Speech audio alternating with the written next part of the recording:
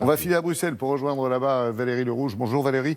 L'Europe a changé d'heure ce week-end, on le sait, on en a beaucoup parlé ici. Et ce devrait être, je dis bien devrait être, une des toutes dernières fois, parce qu'il y a une rumeur qui court dans les institutions européennes. Ça serait peut-être plus long la mise en place que prévu ?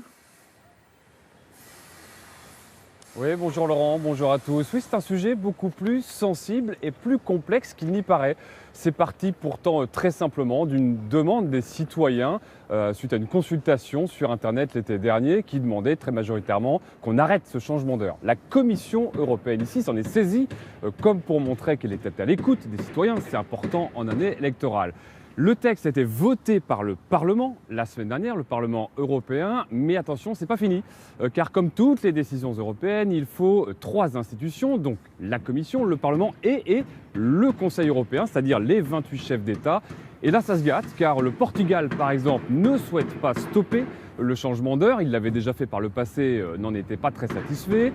Et puis surtout, beaucoup de chefs d'État ne sont pas d'accord sur l'heure qu'on garde, celle d'hiver ou l'heure d'été. Finalement, comme au lieu de simplifier la vie des citoyens, on est en train de créer un sacré bazar. Reportage avec Christine Boss et Christophe Duché. Ce mouvement de montre ce week-end n'était sûrement pas le dernier. Certes, la Commission européenne et le Parlement ont décidé la fin du changement d'heure pour 2021, mais encore faut-il s'accorder heure d'hiver ou heure d'été. C'est désormais au Conseil européen, c'est-à-dire aux 27 chefs d'État de trancher sans rigoler.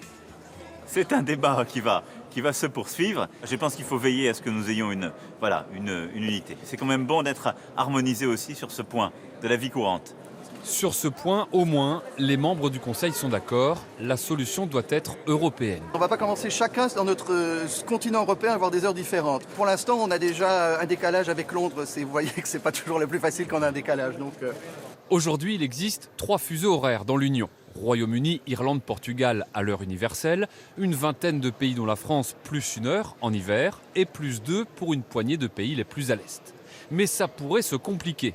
Les Français ont choisi de rester à l'heure d'été, les Pays-Bas et la Belgique penchent plutôt pour l'heure d'hiver. Il serait donc midi à Amsterdam quand il sera 13h à Paris. Pas franchement pratique.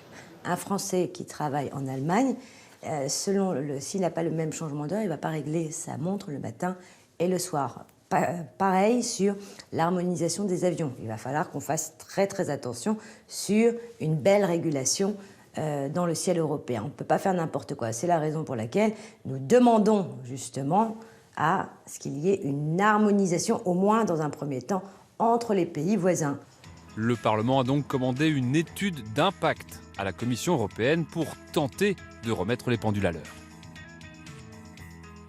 Et donc Valérie, quand est-ce qu'on devrait arrêter de changer d'heure ?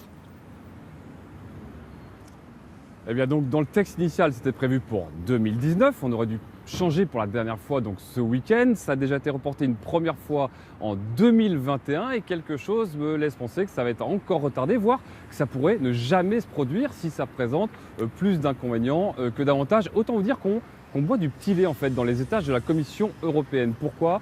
Parce qu'elle est souvent pointée du doigt aujourd'hui pour mettre trop souvent son nez dans les affaires des États, pour empiéter sur la souveraineté des États, pour décider à la place des États. Et là, elle est en train de montrer que quand on laisse la liberté au gouvernement de choisir, chacun dans leur coin, finalement, c'est pire, ça devient ingérable et rien de tel qu'une bonne vieille harmonisation, entre guillemets, faite depuis Bruxelles.